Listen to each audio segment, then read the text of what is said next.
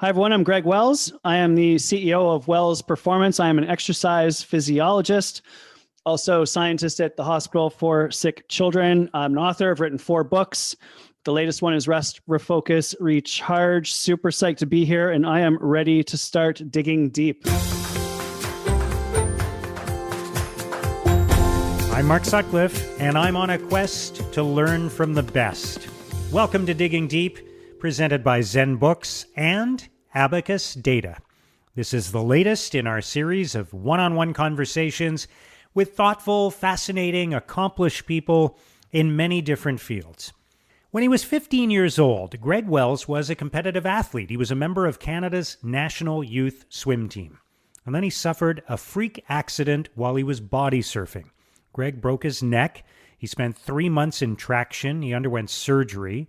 Fortunately, he was able to return to competitive swimming. But that injury sparked a lifelong interest for Greg. From that point forward, he became focused on learning everything he could about human performance. Everything from sleep to nutrition to exercise and mindset. Greg has since worked with more than 200 elite athletes, including Olympians. He's worked with leaders in large organizations, companies like Deloitte, BMW, Audi, and General Electric. He's written 4 books: Super Bodies, The Ripple Effect, The Focus Effect, and Rest, Refocus, Recharge, his latest book. He's been a television commentator at the Olympics. He's done a TEDx talk and spoken at many other events. Greg is the founder and CEO of Wells Performance. That's a global consulting firm on a mission to elevate how we live our lives at work and in life. And Greg himself has participated in a number of endurance sports and expeditions as he's tried to test the limits of human performance, including the longest cycling race in the world. It's 11,000 kilometers long. It's called the Tour d'Afrique. In our conversation, we talk about Greg's story, including when he broke his neck and how he recovered. And we hear so many of the insights that he's gained from his research and from working with elite athletes. There are a ton of practical lessons in this discussion, lessons you can apply to your life, about sleep, about mindset, about specific steps to address burnout. We talk about how action precedes motivation. He's going to explain more about that, about the benefits of doing a time inventory, and about what differentiates the 5 best athletes in any sport from all the others. And also, why Greg actually sets an alarm to go to sleep at night and not to wake up in the morning. One last thing before we get started. If you like what you hear, please subscribe to Digging Deep, post a review on Apple Podcasts or wherever you listen, and share this podcast with your network. And if you're looking for more information on the podcast or on everything else we do, please go to letsdigdeep.com.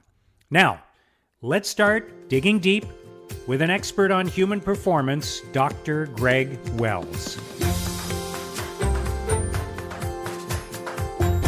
Greg, it is such a pleasure to welcome you to Digging Deep. I've been looking forward to this. You have so much to offer to people based on the knowledge that you have acquired, and you share it in so many ways. You have a podcast, you've written books, you have a company where you help other people, you do stuff with hospitals. So I'm really excited about this and looking forward to our conversation. Thank you for being with us today. Mark, thank you so much for the chance to talk to you and your audience. Just super psyched to be here. I've been watching your work for quite some time, so grateful and honored to be here. And I think you have the potential to offer some of the most practical, useful advice to our listeners that we've ever had on this podcast. So I'm really looking forward to that. But let's start by getting to know you a little bit. So what is your fondest childhood memory?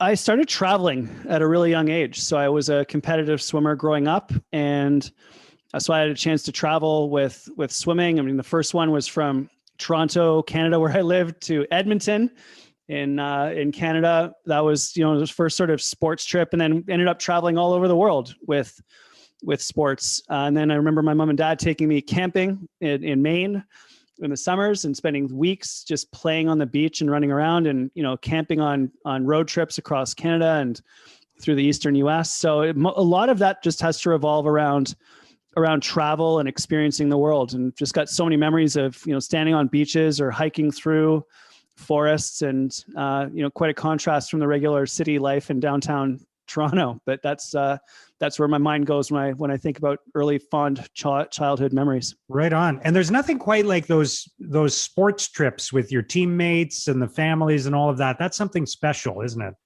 It is, because you've got a shared common experience, right? Like you're all going on the plane together, train, automobile together. And, then you're on the pool deck for 3 days together, and you're crammed into a hotel room together. And sometimes you go fast and sometimes you go slow. And, you got the crushes and all that sort of stuff that happens when you're a teenager and all those sorts of things. So yeah, it's this amazing shared common experience. And then you get into college and you start traveling a little bit more extensively, right? Like across the country, down into the States, even to Europe for a couple of competitions. So you just have this amazing network of people that you get to know and love and care about and develop friendships. And I'm still going and visiting people that I grew up with swimming.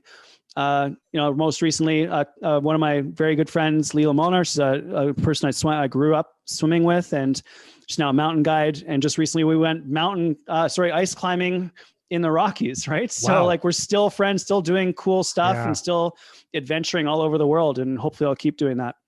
Love it. So who was your hero when you were 10 years old?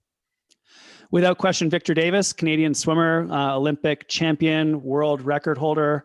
Unfortunately passed away very, very young, but definitely he was someone that I looked up to for his intensity. I probably modeled some of his negative characteristics, maybe a little bit too much. Like he used to punch the wall if he didn't swim fast. He was a pretty emotional dude, but he was, no question, Victor Davis was the person I looked up to as probably my first real hero and idol growing up. Yeah. Was it the 1984 Olympics where he did? He won gold, silver in breaststroke, 100 and 200 meter breaststroke. He won this 200. I think he was silver in the 100. Then they won a silver medal in the relay, and then same thing in Seoul in 1988. Won a medal on the relay as well. Pretty iconic picture at the end of that one of him on the blocks yelling at Sandy Goss to beat the Russian, and Victor's just pumped, and you see the Russian breaststroker standing next to him, the Dmitry Volkov, just in pained agony watching Sandy Goss go by their freestyler to close it out for the medal. So awesome. Pretty awesome. What did you think you were going to be when you grew up? Well, it's funny. All through high school, I would have, if you'd asked me, I would have said I was going into business, and that didn't happen. Funny enough, like I got accepted to business in a whole bunch of different schools, but the school I wanted to go to, University of Calgary, because I had the best swim team at the time, I didn't get into business there. They only let me into phys ed. And I was like, well, I'll just go to phys ed. I'll take the math, and then I'll switch into business at Christmas, because I was missing one math that they wanted me to have. And I got into phys ed and I loved it. So, and it morphed into kinesiology. So I took the anatomy, I took the physiology, I dissected the bodies, like just absolutely loved it. And that really started me down the road that I'm on right now. It's like a medical researcher and writer and physiologist. So a weird accident that the universe sort of bumped me in the direction that I was probably meant to go in. I'm still an entrepreneur like crazy and, running my own company and stuff like that. But, I thought I would have told you I was going into business. Like all of my friends went into banking from high school, but I ended up being a kinesiology graduate and ultimately ended up being an entrepreneur 30 years later. Yeah. That's awesome. What is your life story in 6 words? Fall down, get up, have fun. I like it. That's good. I made that up. Yeah. Literally right now. So like fall down, broken necks, heart infections, failed courses, so many failures, but I think I've got a pretty good ability to get back up again and keep going. And I think I've had a really fun time. Like largely, I really have loved my experience here in this lifetime. Yeah. And I've had some incredible people to spend time with, and we just laugh and laugh and laugh. And we've had a lot of fun. If you could add a 7th word, maybe it would be repeat, right? Yeah, exactly. Just do that over and over and over again. Yeah. What's your greatest mistake, or what's a big mistake, and what did you learn from it? I think probably the biggest mistake over the years is sort of a general one that's that's always been there, and that is not leaning in enough. So I think whether it was, as a swimmer, not leaning in quite enough, maybe partying a little bit too much. Not that I regret that. I had fun, and I wasn't making the Olympic team anyway. I wasn't beating Tewksbury, so it is what it is.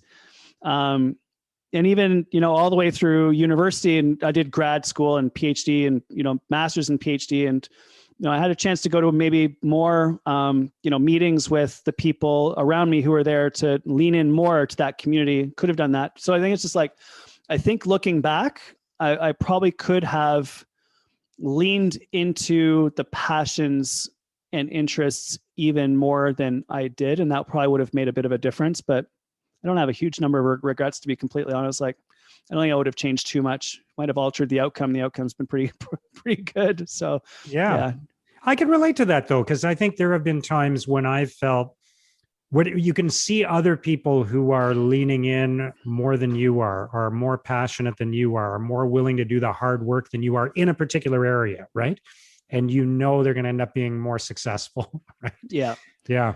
Like, it's just like, are you going to go and do the extra workout? Are you going to go and do the extra stretching? Are you going to go and maybe, go to the bar, but not drink at the bar? Like Tewks, I remember Mark Tewksbury won the Olympics in 92. Like, he'd come out, but he never got drunk, right? Like, I never saw him loaded in the 4 or 5 years that we were in college. Whereas some of the other people who made it to the Olympics did have more to drink than he did. And like, you can definitely see the level of deep commitment to do what no one else is willing to do. Or as Robin Sharma says, like, in order to have the results that only 1% get, you've got to be willing to do what only 1% are willing to do. Right. And I think that I'm doing that now. I'm really happy with where things are at in the moment, and leaning into the authorship and the knowledge translation and public speaking and helping people at scale. Like, I think I'm totally in the pocket these days. But, I'm almost 50. It would have been nice to get a little bit closer to that instead of 50 years in figuring that out when I was a little bit younger. But maybe that would have changed the outcome. I don't know. Because, I'm happy with what I did. The social life that I had in university certainly allows me to go into any business meeting I'm in right now. And if there's 20 people sitting at the boardroom table, I'll make every single person feel at ease because I'm going to make everyone talk. So that's a well-developed skill from being in a lot of social environments in and around college. But I think that 1% idea is a key idea. Yeah, that's a great point. But I think if you're happy where you are, then you just gotta go with that, because you can't hit Control Z and go back and do it a different way. So if you're in a good place, that's all that matters. And you are. For what do you feel most grateful? I'm so grateful for the network of incredible people that I have around me. I've got the best group of friends, the most unbelievable support network, just awesome human beings that I can do incredibly fun stuff with, who are, unconditionally supportive and challenging and positive. And, from the guys that I went to high school with, through all the people that I grew up with swimming, to, all the friends I've developed since college, and just close, amazing, fantastic, wonderful people in my life. What has been the best year of your life so far, and why? Wow. I'm probably going to, and it's probably not what everyone wants to hear, but I'm going to say it's probably been the last year, to be honest. Like, this pandemic year, this COVID year has been incredibly difficult. And I wouldn't say that it's been a good year, but it's been, I think, probably one of our best years. And I think it's been one of the best years because we were forced to, out of pure necessity, get rid of everything in our life that wasn't critical at the early part of the pandemic, right? Like, I lost all my speaking gigs, disappeared. And Judith, my wife's to Cairo, office is shut down. So it went from great to zero in a period of about 48 hours, as so many other people did. And that didn't go away quickly. So we had to get rid of everything that was not mission critical, which was hard at the time, but was so insanely liberating afterwards, because there's no stress at the end. Once it's all gone, it's like, well, now I don't worry about any of that stuff anymore. Then I was able to rebuild, because my business got totally wiped out. It actually enabled us to do in 3 months what probably would have taken us 3 years, which was the pivot to digital. So we can help a lot more people. And that's been amazing. So speaking digitally, writing books, online programs, new app, all those sorts of things, we were able to do super fast with no distractions because there was nothing else to do. And the other really cool thing was my kids have been home a lot, and I'm not traveling anymore. I'm not flying all over the world speaking. So I've spent a huge amount of time with my kids and with Judith, my wife. And very specifically, I've spent a lot of time with Adam, who's 5 and just turned 6. And to have that year where you're basically at home, because my kids have been mostly in virtual school, with your children at such an incredibly important time when they actually want to spend time with you, unlike when they're a teenager, right? So Ingrid's 11, Adam's 6. Like they actually want to be with us. And we're with them every night, every dinner, every breakfast. So I think this last year has probably been, there's a lot of good that has come out of it for us professionally and personally, against a backdrop of, I completely understand of course, that's not the case for most people. Yeah. So I hesitate to say what I just said, but I think that we've managed to create a pretty good situation out of a massive dumpster fire of a situation around the world. Yeah. So anyway. Yeah, and your kids are going to remember this forever and that time with you. So that's pretty powerful. What's been the toughest year of your life so far? I think there's probably 2. Obviously, when I was 15 years old, I broke my neck. So that was, not an easy scenario to go from being on like the national youth team as a swimmer to in traction for 3 months, and then neurosurgery on my 16th birthday, and then rehabilitation for 4 months. And I mean, that's a weird way to spend your 16th year on the planet. So that was definitely hard. Don't regret it. If I had the chance to do it all over again or not, I would choose to do it because it set the stage for everything else that's come since. But that was tough. And then probably also 2012. That was a hard year. I had a 2-year-old, hadn't slept in 2 years. Judith was in grad school. We were moving houses. I was getting ready to go commentate the 2012 London Olympics, launching my first book, moving jobs from, to go from the Canadian Sport Institute over to the University of Toronto Faculty of Kinesiology to be a prof. I mean, it was just insane. So that was just hard. And there was just too much. So that was probably the worst year of my adult life. And as a teen, I'd say like breaking my neck probably wasn't the way that I wanted to spend my 15th and 16th year. But those were the tough ones. What one person has had the greatest impact on your life? There was a critical moment in 4th year university when I was, so it was just after 92. So it was my 3rd year, finished my 3rd year of university.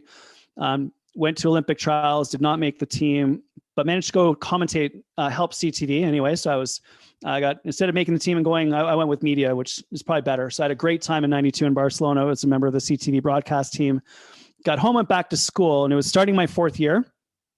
And one of my professors, Dr. Monica Schloter, pulled me into her office. She was a former swimmer from Germany. So she knew me. She was one of the profs, and she pulled me into the office one day, slammed the door. And am I allowed to swear on the podcast? Anyway, Sure. and she goes, "You little fucker." And I was like, okay, here we go.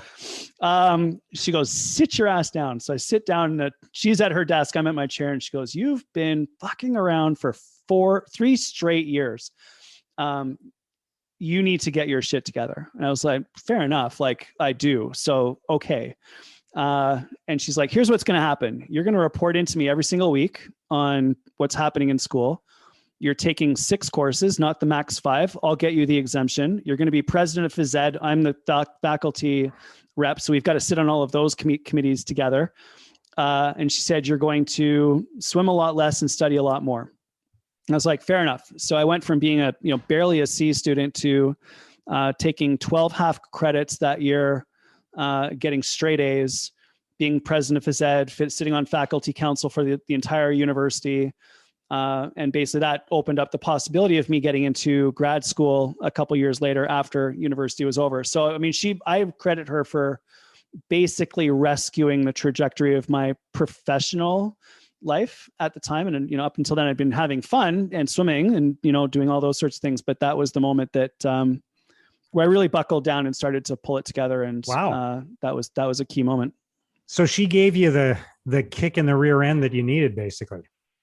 Yeah. And she just called me out. Right. And she was like, you are not doing a good job here. You are being an idiot. And I was like, yeah, fair enough. I am.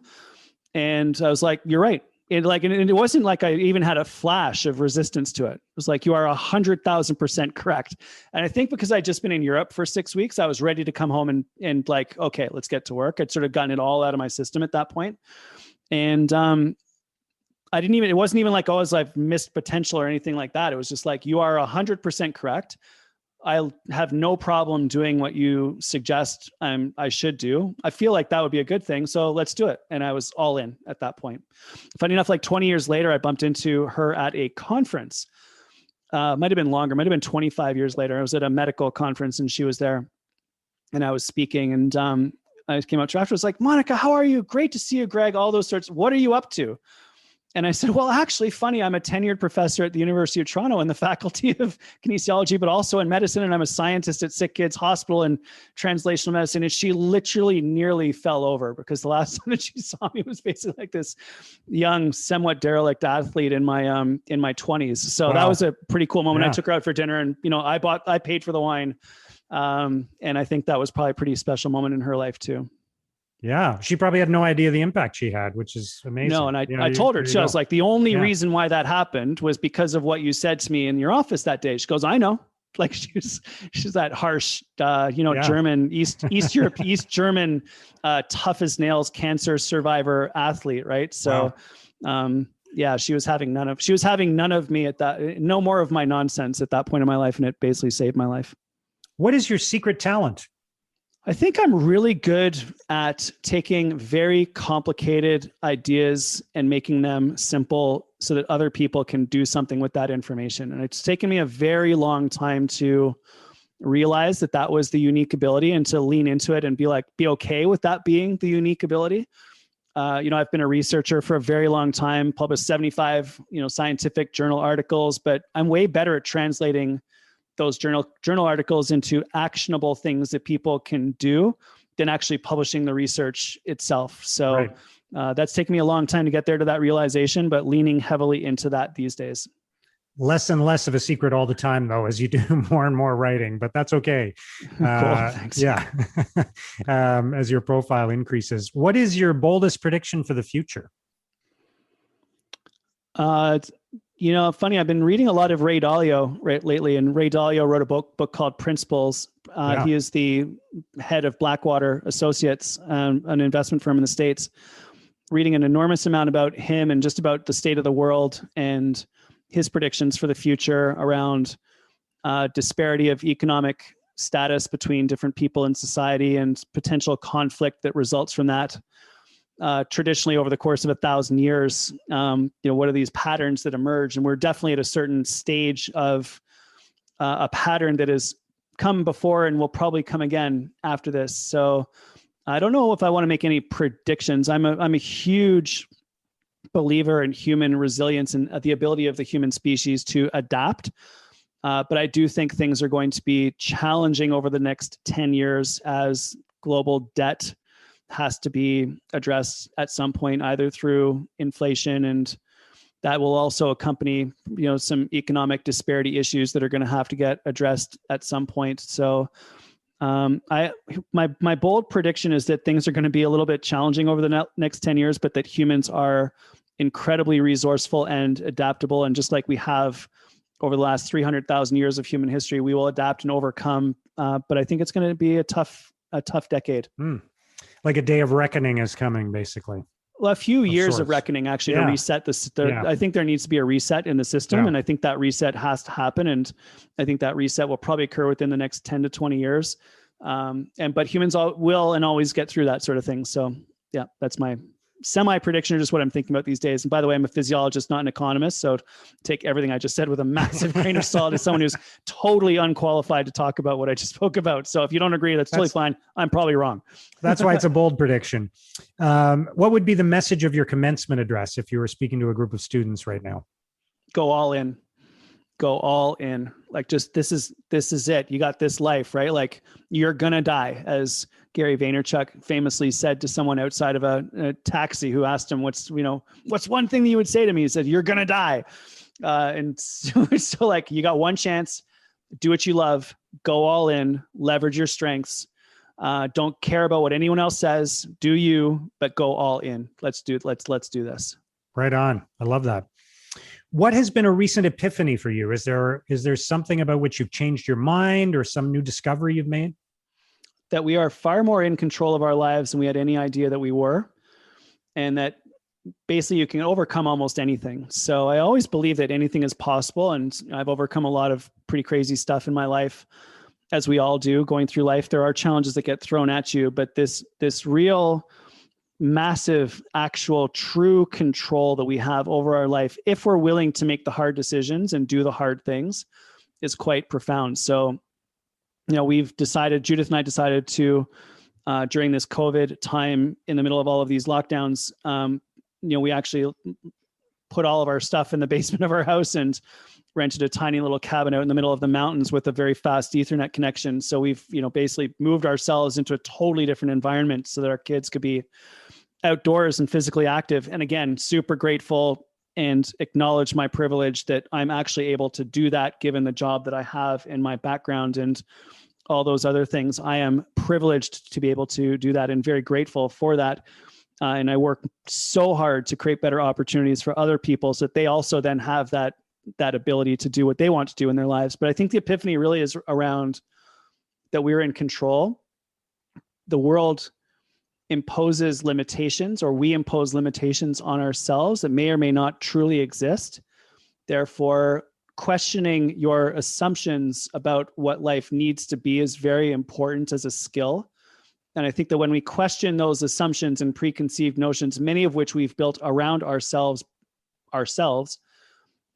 is I actually really truly believe a key for us reaching our potential. So I would say that's been a massive epiphany and realization over the last 18 months, maybe longer, maybe 24 months. Wow. I hope we get a chance to talk more about that. What book are you most likely to recommend to others? Is there one that stands out for you that's had an impact on you? Yeah, I think like from a business perspective, Ray Dalio Principles is pretty incredible. That's a good one. From a personal growth perspective, I like Way of the Peaceful Warrior by Dan Millman. That was really important for me to read that book when I was a teenager, when I broke my neck. That was an absolute game changer for me. So those would probably be two, like a personal and a professional one that I would suggest for people to check out. All right. Greg, thank you for answering those questions. We're going to take a short pause, and then we're going to continue digging deep with Dr. Greg Wells. We're just going to take a quick break so I can tell you a little bit more about the presenting sponsor of Digging Deep, ZenBooks. ZenBooks is Canada's go-to cloud accounting firm.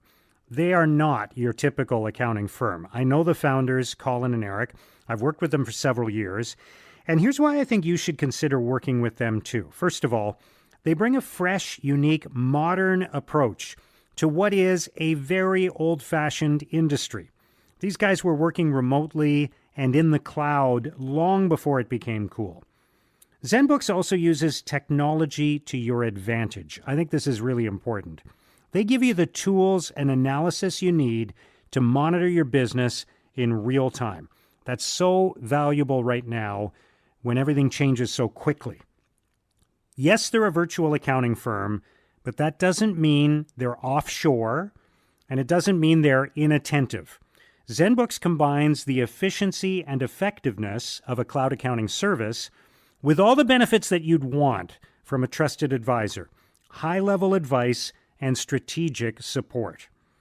Now, here's what I think is going to happen if you work with ZenBooks. You'll probably start out taking advantage of their cutting-edge cloud accounting solutions, but in the long run, I think you'll stay with them because of their strategic guidance and problem solving. Among their core values, they specifically list being candid and proactive. Isn't that exactly what you want from a trusted advisor? Look, even if you're already working with an accountant or a bookkeeper, or you have some accounting staff on your team, I think you should still talk to ZenBooks and learn more about their tools and their expertise. Check out ZenBooks at zenbooks.ca. That's zenbooks.ca. Digging Deep is all about helping you make better decisions, and so is Abacus Data. Most leaders struggle to connect with and engage their audiences. Why is that? It's because they aren't sure how they think and feel and how they will react. Abacus Data can give you the strategic insights you need to make better decisions and to make them confidently. Here's a good example. A major national union was recently negotiating a new agreement for its thousands of members. This had the potential to be a very difficult process. There were many competing interests. So they brought in Abacus Data to conduct thorough and detailed research of their members to learn exactly where they stood, what they were thinking, what they wanted. And as a result, they were able to secure a strong new deal that was accepted overwhelmingly in a national vote. Abacus Data helps all of its clients understand what's really happening in the minds of their employees, clients, and stakeholders. They help them avoid costly blind spots. And they're really good at what they do. In fact, Abacus Data was one of the most accurate pollsters in the 2019 Canadian federal election. Make the one decision that will improve all of your other decisions.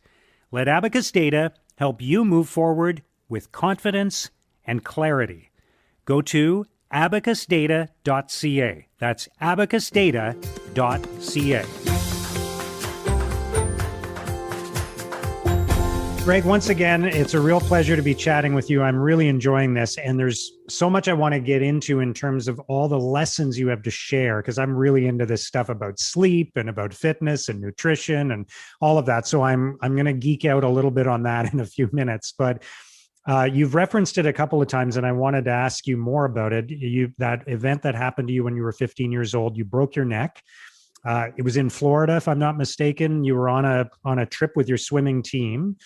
Can you just describe what happened and how that ended up basically changing your life, even though you did recover from the injury? Yep. So 15 years old, competitive swimmer, national youth team but I was down with my club team in Florida for March break training camp. We had a swim meet in the afternoon. So my buddies and I were like, oh, well, let's go swimming in the ocean in the morning. We were in a hotel right on the beach. So we, all at 15 years old, bunch of us, went out and started doing body surfing on Juno Beach in Florida, and big waves. So and it was a beach where the break I now realize was quite severe. So the beach wasn't sort of like a shallow beach. It was a very steep beach. So it got deep fast, which meant that the waves were crashing almost directly into the sand. So if you caught a wave, you didn't ride it very long. You just got pummeled into the sand. So I got picked up by a massive wave and dropped straight on my head into the beach. And I felt my neck kind of explode. But my neck muscle seized up, was able to sort of get to shore and out onto the beach, and sat there for a while. I could move my arms and legs. Eventually realized I needed to go get checked, but still wanted to go to the pool to try to do the swim meet. So the team got gathered up, sat in the vans, drove to the pool. Was about to get in the water to warm up, and I was like, no, this really hurts. So I went and spoke to the chaperone, and Lynn Fowley, who's now the chaperone for the Australian swim team, took me to the hospital, and they took one x-ray, and they all freaked out, and was then in the hospital for a week in traction. They flew me home in a Learjet, which is a cool experience, although I threw up all over it. Back to Toronto. It would be a cool experience if you didn't have a broken neck to get there. And I wasn't on a spinal board the whole way home, and all those sorts of things. Then back to Toronto. Was in Toronto for a little while. Then they put me into a halo vest, which many of you may have seen, where they got the bolts in the forehead and the ring of steel around your head and the posts down to a huge plastic vest. So I wore that for 3 months, March, April, May-ish, when I was 15. Took me out of it, took the x-rays, realized the bones were healed, but the ligaments weren't. Then they did neurosurgery. Then I did 3 or 4 months of physio and was able to get back in the water, actually. So I broke my neck in February and was able to start swimming again the following September, qualified for Olympic trials the year after that in May. So sort of like a 14-month recovery from that moment. But that sparked my interest in the human body. Yeah. And so that's how it kind of changed your direction. I know it was early in your life, but that's part of why you ended up being so focused on how the body works, right? It is, because, when you're looking at x-rays at 15 years old, it sort of makes you interested. When you're trying to recover, you go beyond just training, which is what I'd done up to that point, to being like, how do I fix myself, right? How do I get better? What do I got to do? What's the physio? How do I loosen these muscles? And I was actually in physio for like 3-4 hours a day. I went all the time. It's amazing, even looking back now, that I took myself on the subway in a huge neck brace that they had me in after the surgery. And I would haul up to, 3 or 4 subway stops up to see my physio, spend 2 or 3 hours there in her office. I wouldn't leave. I'm sure she's like, get out of here, I got other patients. I'm like, I'm not going anywhere. So that I could come back and start swimming again in the following September. And even when I got back in the water, my teammates were pretty relentless with me. They wouldn't let me stop. I remember, sort of hiding at the deep end of the pool one day, and one of the Olympic athletes stopping and, grabbing me and basically saying, you're not stopping, get back, get going. So then my teammates were a huge part of being able to get back there and get back relatively quickly to being, up at sort of that national-ish level of competition. Wow. And I love that story about taking the subway, because, of course, in a different time, people's parents didn't drive them everywhere the way they do today, right? What? Yeah. Yeah, it's very, very different. And the funny thing is, like, they probably didn't worry about me because I had so much metal and like weird stuff hanging off of me at the time that there was no one coming. I was the weird one on the subway. So like, I wasn't in danger. Everyone gave me a wide berth. Even the crazy people gave me a wide berth. Looked a lot crazier than they did back then. So, Greg, the big picture question that I want to ask you before we get into some really specific stuff about what you've learned and what you've shared in so much of your writing, your books and your blog posts and your weekly newsletter, which I subscribe to, why is it so hard for us to take the information that's available to us and apply it in our lives when it comes to things like sleep, nutrition, technology distractions, fitness? Because it seems like there's not a lack of education or information, right? And if I put the kind of, if I was filling up a friend's car and I put the kind of junk into that car that person put into their body, they'd be furious. But and we look after all the stuff in our life so much better than we look after ourselves sometimes. So what is that? If I had the real answer to that, I am sure that I would be beyond fabulously wealthy and probably hanging with Richard Branson on his island in Necker down in the Caribbean. But on the Learjet again. That is the grand question, isn't it? Right? Like, we have all of the knowledge. We know how to get fit. We know how to eat healthy. We know how to get a good night's sleep. We know how to improve our mental health, but we don't do the things that are necessary. And I think there's 2 things that have been coming up a lot for me lately around this issue, because one of the questions that comes up so often is, Greg, how do I get motivated to make these changes? And I think there's 2 core ideas that can help the people listening today that will really enable them to start making those changes, or decide not to, which is also totally fine. And the first one is that action precedes motivation. Motivation does not precede action. So quite often we think we're going to get motivated and then go do something. It's actually the opposite. You start doing something, you get a little bit of traction, then you get more motivated.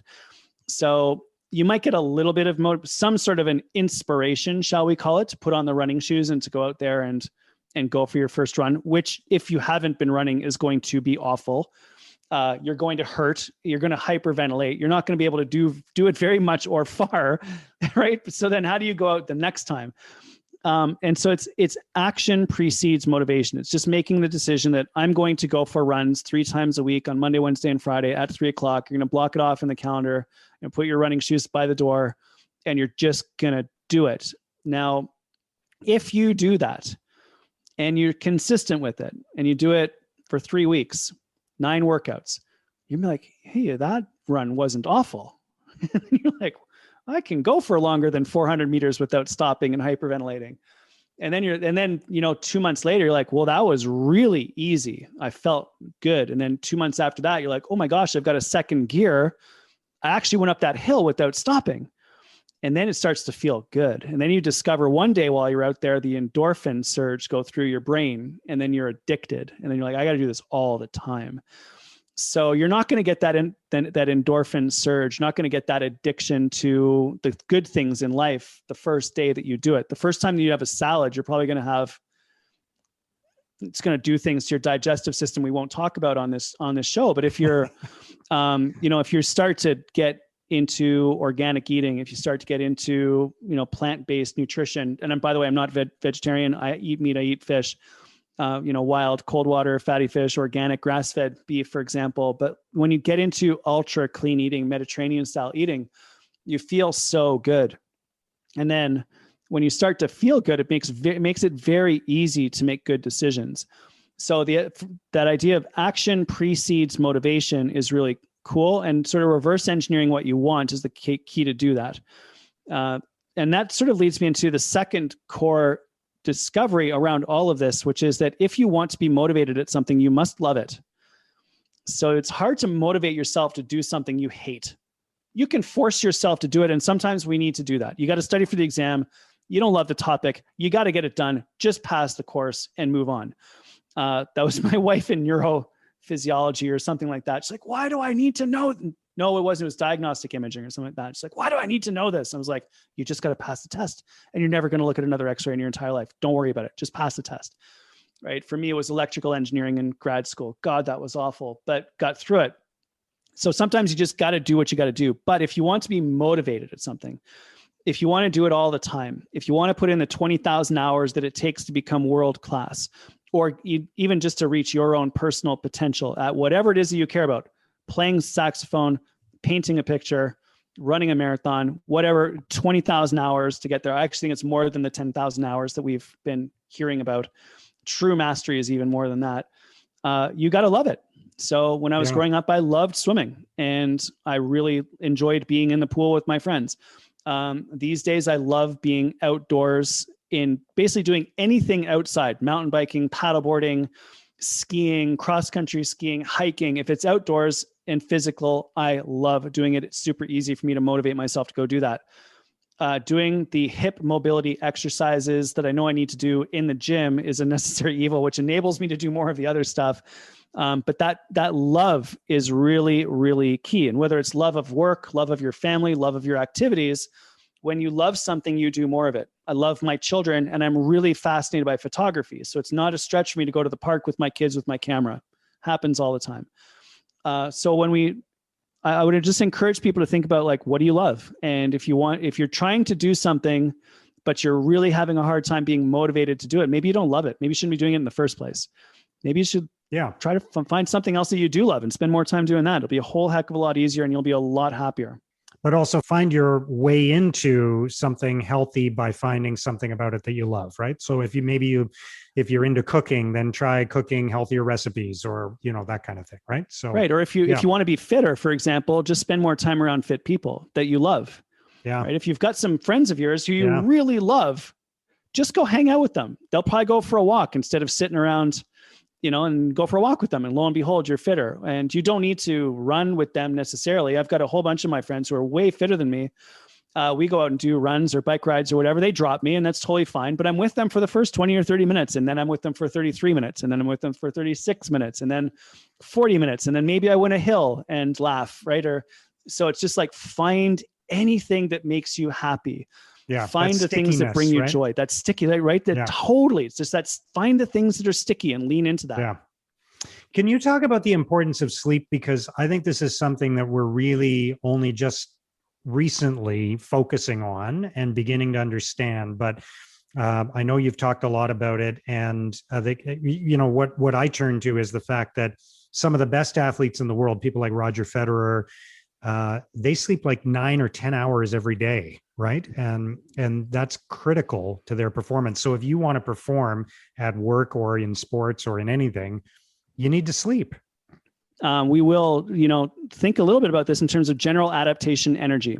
Every single one of us has something that we're passionate about, whether it's running, work, music, drama, business. We're into this being healthy and reaching our potential. So when it comes to sleep recharges our batteries, and we all have something called general adaptation energy, a total bank of energy that we have that we can expend on all of the things that we want to do during the course of the day: work out, practicing music, learning the script, fixing our skills in drama, voice, whatever it happens to be. We allocate our energy accordingly.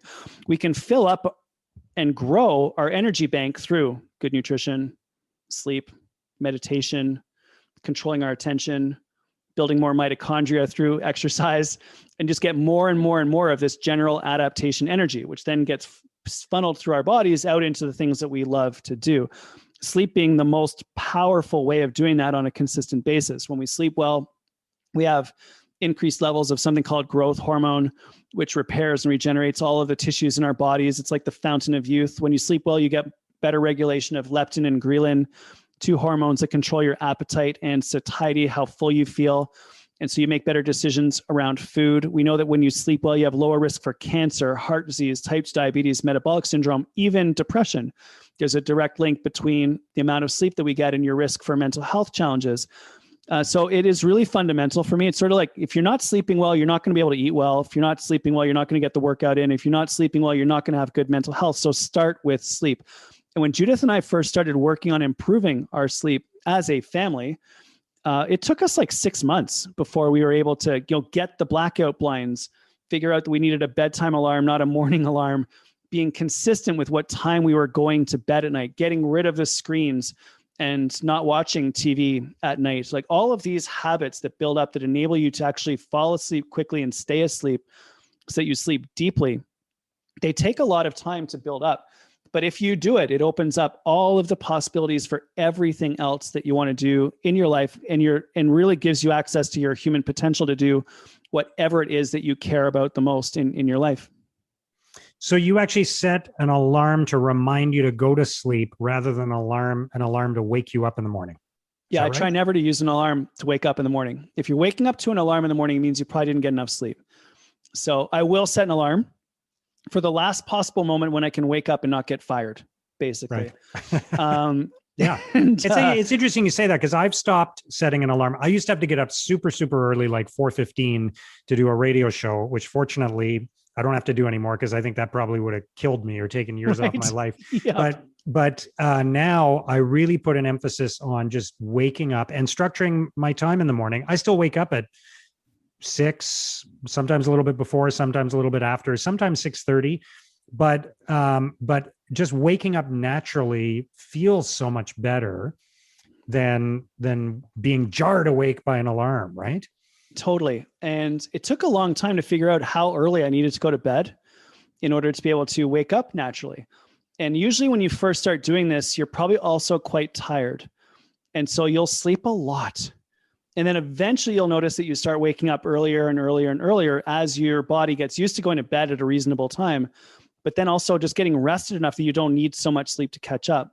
So I'll typically wake up between 5:30 and 6:30, usually before 6 a.m., no alarm.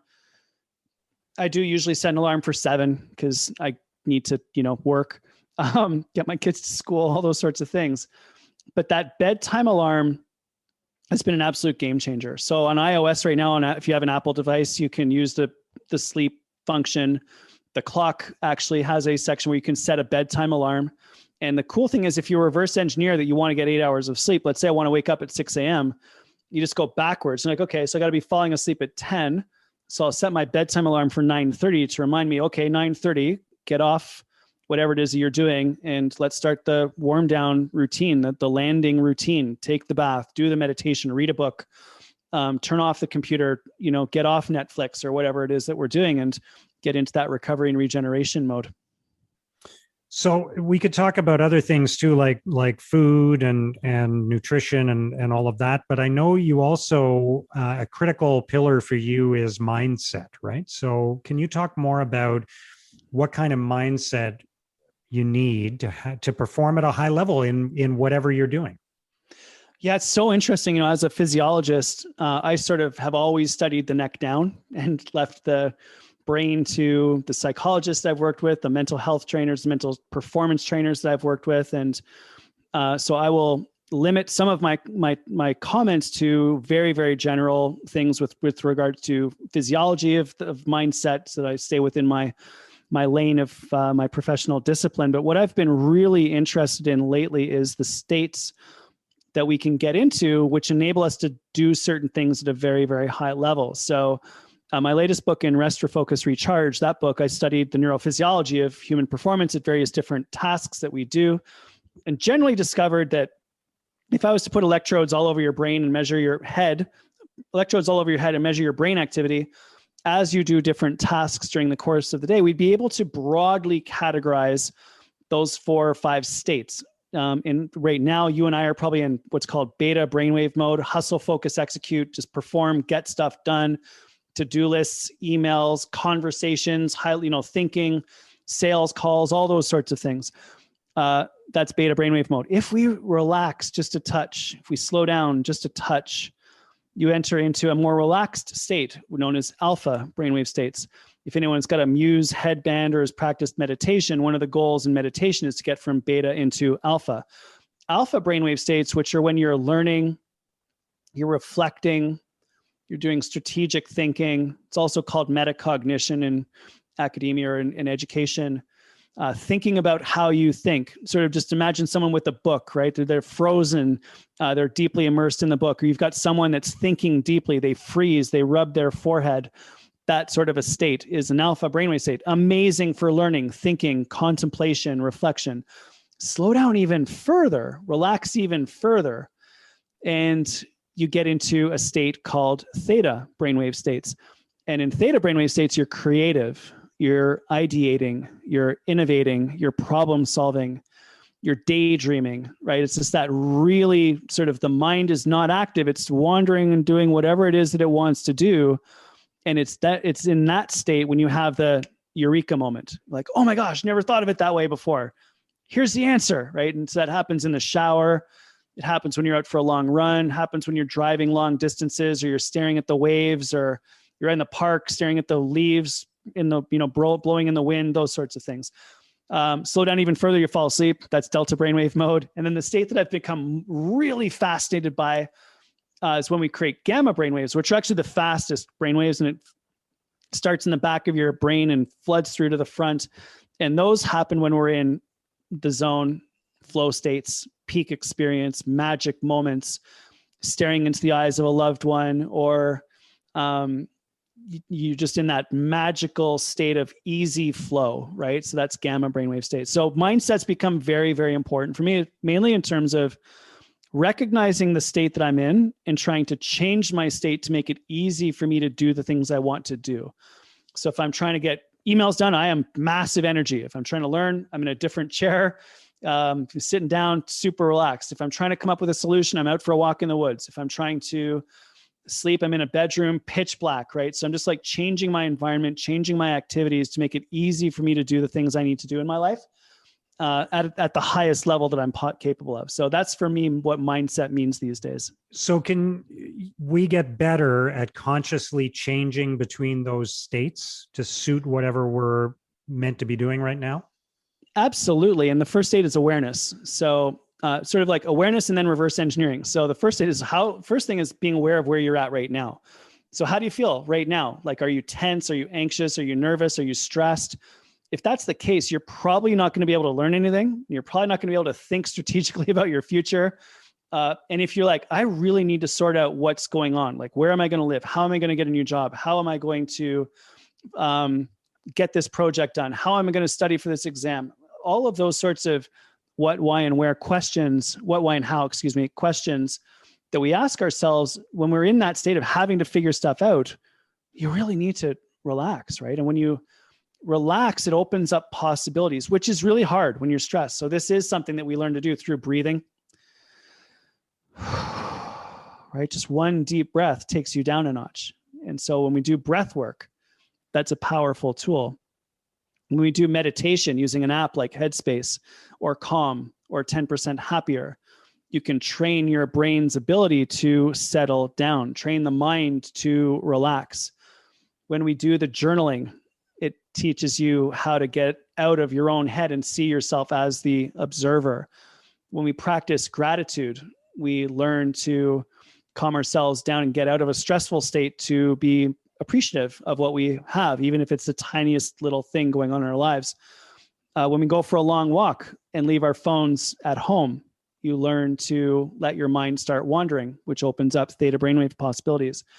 So we can absolutely change our state.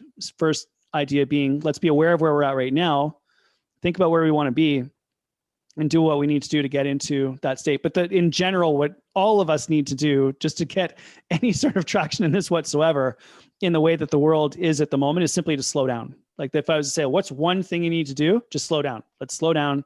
That opens up the ability to speed up and do what you need to do at the highest possible level. Because everyone's just so frantic and burned out right now that in general, everybody, all of us, we just need to take a breath, just take a moment. Yeah. Whew. That'll make everything better. Yeah. You mentioned your latest book, Rest, Refocus, Recharge, and I know you talk about recovery practices in that book. What is a recovery practice, and what does that look like? What does it do? So we can start with anything from a few seconds and just like take a breath. Let's take another breath and just do a really long exhale. Man, that feels good. Then might progress from just a few seconds and taking a few deep breaths. Like, let's take a few minutes. Okay. Well, in that case, if I got a few minutes, what would it look like if I relaxed not just my breathing, but maybe can you let your shoulders relax a little bit, right? Can you let go of your hands? How about just sitting up straight and taking a nice deep belly breath? How about putting your feet on the floor and just getting your legs to be a little bit less tense? Sit up straight and get your spine aligned, so all the muscles of your back relax. So that's like a few minutes, right? And then let's say we have an hour. Maybe you want to make a super healthy meal, or you want to sit down and do a meditation practice, or maybe in 45 minutes of yoga, or a hot tub, or like a shower where you close the door and don't let anyone in, or read a book. And then maybe if you have a few hours, you might want to go and get a workout done, or go for a walk in the park, or call some friends that you love and reconnect with people, because we're not allowed to do that in person yet. And then maybe you have a day. And in that case, you might want to take a day off and not look at your phone and not look at your email, and do something that you love. Really get into that art. Go to the art gallery, listen to the music, buy the new album and listen to it, read the book, watch the movies, whatever that happens to be. And then you might even have days, right? In which case, holy my gosh, we might actually be able to plan a vacation if you have weeks. So we can think of recovery and regeneration practices as being anything from a few seconds up to a few weeks that recharges our batteries in an era when we are so burned out. We've been in this environment for 14 months now, and you may be listening to this and retrospectively listening to this through a podcast, and we're in the middle of the end stages of this whole COVID thing, and it's been a long time, and people are tired, and we're a little bit frustrated and pretty burned out, and even in some places that are more open, this isn't necessarily as much of a concern as it is for some of the places that are still locked down. But we just need to incorporate anything that we can, even from a few seconds all the way up to a few weeks, to help us recharge our batteries so we can allocate our attention and energy towards the things we love the most in our lives. Yeah, and I think the critical sort of paradigm shift that people have to go through to do that is to accept that is going to make them perform better in those other moments, rather than seeing it as an indulgence, right? So if you've got this long to-do list, if you take a step back and you ignore it for a while, when you come back to it, you will be more efficient and effective, rather than feeling like I'm taking time away from what I really ought to be doing in order to indulge myself because I like to play the guitar or go to art galleries, right? Isn't that like you just explained it so perfectly? And that word indulge is actually, no, I haven't thought of it that way before, but that's exactly how so many people think of these activities. Like, oh my gosh, I'm indulging. I'm being lazy. I'm not hustling. I'm not pushing. I'm doing something for myself. And we just need to give ourselves permission. Like, it's okay for you to take care of yourself. Imagine like it's the airplane mask analogy. When you put the airplane mask on yourself, you have enough oxygen for you to be able to make the thinking necessary to grab the oxygen mask and put it on the person next to you. But if you put it on them first, you pass out and then you both die, right? So when we give ourselves permission to take the break, go for the walk, read the book, play the guitar, make the meal, call the friend, do the journaling, all of those sorts of things, you actually get to the other stuff at such a much higher level that it makes it so worthwhile. Just imagine trying to get through your infinite to-do list at 9 o'clock at night after working all day and then just putting the kids to bed at night versus having a bath, doing the meditation, reading some fiction, sleeping really deeply and recharging, getting up at 6 o'clock in the morning, having a little workout, eating some super healthy food, then sitting down at your desk. You look at that to-do list, you'll get 5 times as much done in a quarter of the time with half the energy. I had to check my math on what I just said, but you get the point, Yeah. right? So yeah, it's a very, very different way of approaching high performance. But what it does is it changes what you're doing from being just surviving to being sustainable and high performing, where you actually improve your health at the same time. And this, by the way, has not been easy for me to get there. I'm as type A overachiever mentality, drive myself into the ground as they come. I have done all of this wrong throughout various different stages of my life, and not wrong, but I've like pushed the limits so often. And I'm finding now that I'm putting these into practice and giving myself a lot more permission to do this, that my performance is higher, business is growing faster, quality of work that I'm doing is increasing, impact that I'm having is so much better. Thinking is at such a much higher level. Coaching sessions are better. So it's been a real shift for me too. This was a big change that I had to make also to get around giving myself permission to do all of these things. Yeah. And I wanted to ask you actually, what else are you still working on? Because we're all works in progress, right? So what are you really making an effort to change about your life? Because even someone like you with access to all this research and knowledge and having done so much work yourself, you've still got to be working on something, right? Yeah, we all are. It never stops. I will be working on self-improvement probably up until like my last few breaths. I'll be trying to figure out how to biohack my way out of that situation. Or maybe hopefully I'll just be accepting at that point in time and, smiling and holding hands with my loved ones. By the way, writing your own eulogy is an interesting exercise. If anyone wants to play that game, you should definitely think about those final moments and what's going to be going through your mind as a way of guiding your decision-making right now, which leads into like, what am I working on? Really, these last few years has been all around releasing extrinsic validation or external validation to focus on intrinsic motivation, just spending more and more time on what I love to do, what I am great at, and not worrying about what anyone else thinks. And that goes for the number of Instagram likes that I get if I post something on Instagram, right through to the number of people that open up my newsletter on LinkedIn, through to, what anyone thinks about the things that I'm saying on speeches that I give, right? Like I'm speaking truth. I'm thinking about what helps people. I'm doing what I love to do. I'm building an app because it's super interesting to me, right? Like the more we can go and discover our own intrinsic motivations and we make decisions based around what we love to do, what we're good at, what our own unique abilities are, the better and better and better life gets. And the more we get caught up in extrinsic validation, the harder and less happy we become.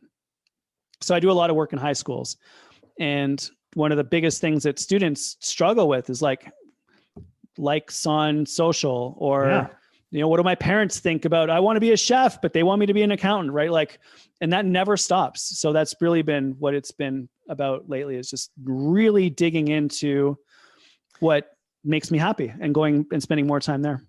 It's so hard though. I can totally relate to that. And I feel like, I know Jim Collins, who wrote Good to Great, talks about how I can't remember the numbers he put on it, but he, when he was younger, 80% of his motivation was around external things like fear and jealousy and that kind of thing, those external inputs. And now he tries to make 80% of it internal, intrinsic motivations, but it's really hard. And I go through that all the time. I feel like I spent the first half of my life worrying about how I could win other people's approval and get other people to like me and do the things that they expected me to do, and be successful in the eyes of others, and not, there was, fortunately for me, lots of overlap there with things I enjoyed doing. But even something like this podcast, I initially started to get hung up on how many people were downloading and listening to it and checking the data all the time.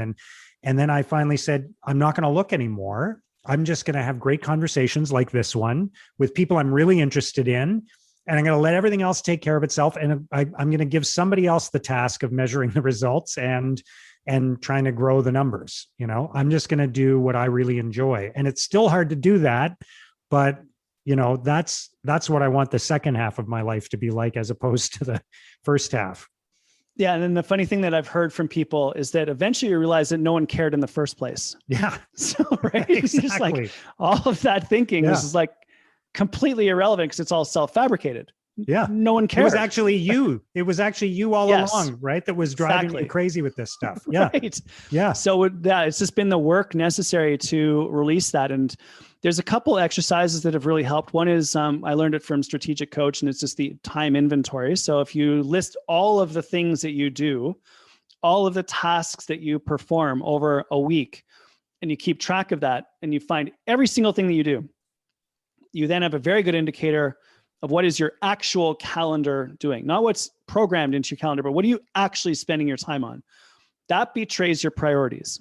What your actual priorities are in that moment. How you allocate your time is what your actual priorities are. Not what you think or say your priorities are, but what your actual priorities are. That is such a great point. I'm going to jump in on that, Greg, because that is one of the biggest points. Just like you are how you behave, right? So if you can't say my priority is X if you spend all of your time on Y, right? So if you say your priority is your family, but you never spend time with them and you spend all your time working, that isn't your priority. Your priority is working.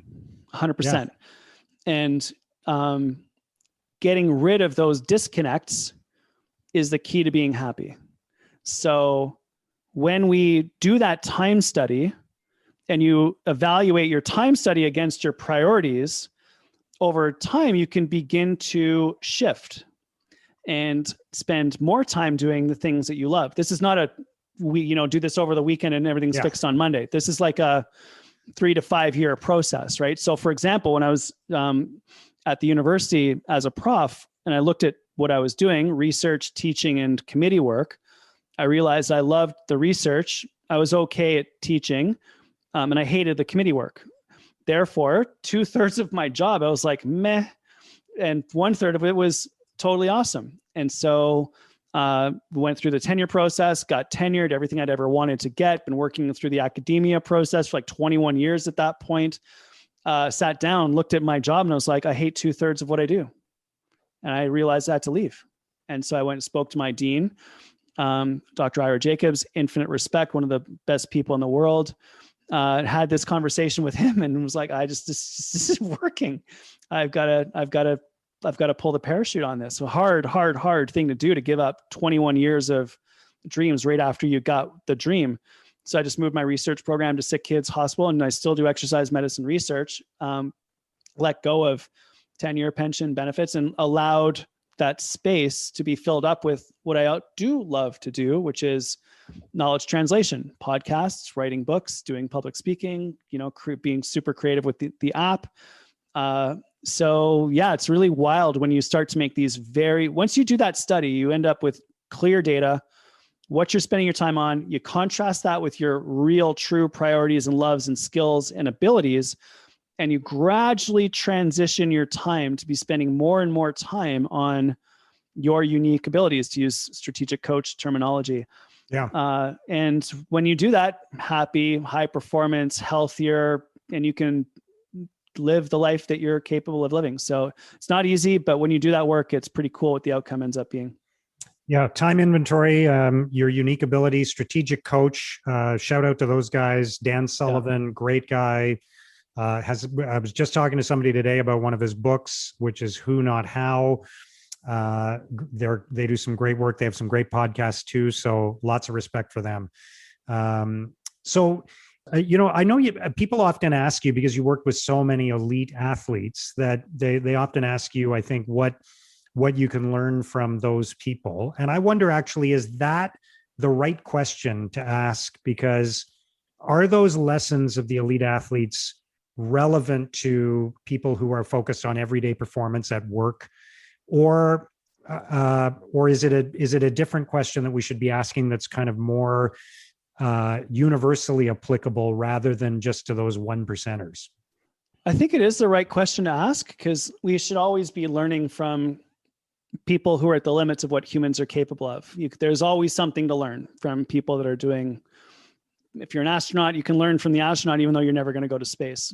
Mark, yeah. So I think it's the right question. And it's funny when you said that, what can we learn from elite athletes? The first thing that popped into my brain as you were asking that question was when I spend time with the top 5 in the world, right? So not top 100 in the world, not top 25 in the world, but like the medal threat contenders across multiple different sports. When you have those conversations with those people, and I remember so clearly sitting down for dinner with a sailor who was top 5 in the world. He's trying to figure out how is he going to win a medal at the next Olympics. And he started speaking to me, and I was like, I feel like I've had this conversation before with Adam Van Koeverden, who's a kayaker. And I've had the same conversation as, this athlete and that athlete and, all the other amazing people I've got a chance to spend with. And the key thing that's different from those who are sort of top 5 in the world, contrasted with those who are sort of top 100 in the world, is that the top 5 in the world spend all their time asking questions. So it's when you sit down with those people, they're like, well, what about this? I've been thinking about that. What about this? They relentlessly are learning, which isn't necessarily the case at top 100. The top 100, they're telling you about what they're up to. By the time they're top 5, they're no longer telling you anything. They're like, I need more info. So that, I think, is a key strategy for all of us, is become relentless lifelong learners. You can never learn too much. We have infinite access to information right now. You can type any question you want into YouTube and get the answer from the top expert on the planet speaking about that one particular topic. Be careful who you're listening to, but you can find the expert, right? You can find the scientists talking about their own research. It's pretty cool. So we can find the podcast interview with Elon Musk to find out how is he thinking about transportation in 3 dimensions, not 2 dimensions, right? Like, just incredible stuff. So I think that's the one thing I would say that I've picked up from spending a lot of time, is just being a relentless lifelong learner. Follow your passions, but explore them and just keep learning, because that's the game. Like, I'm 50 and I feel like I'm learning, almost 50, and I feel like I'm learning more now than I ever have.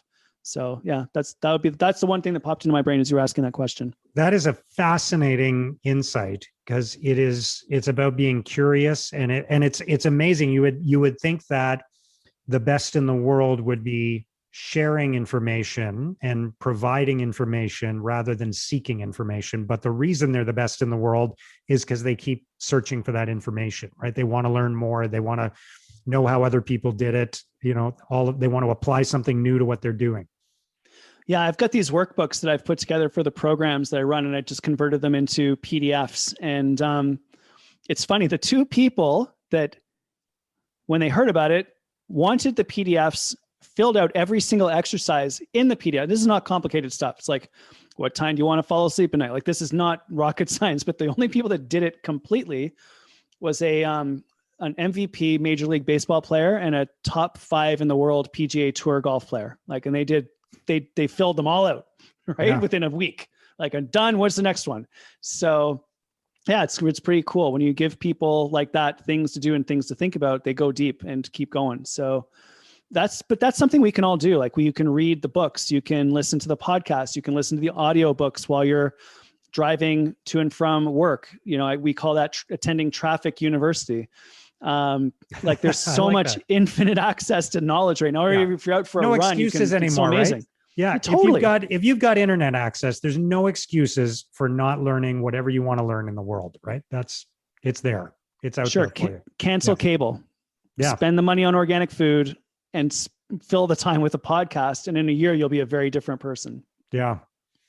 Greg, this has been super fun and really informative. I just love the energy you bring to what you do. And And, you described it as your secret talent. I think it's not much of a secret anymore how good you are at taking these concepts and sharing them with people. And from observing your work and getting your newsletter and reading your books and everything, I can just see you're in such a great sweet spot right now for you. So I congratulate you on that. It must bring you great joy to be in that space doing what you're so good at.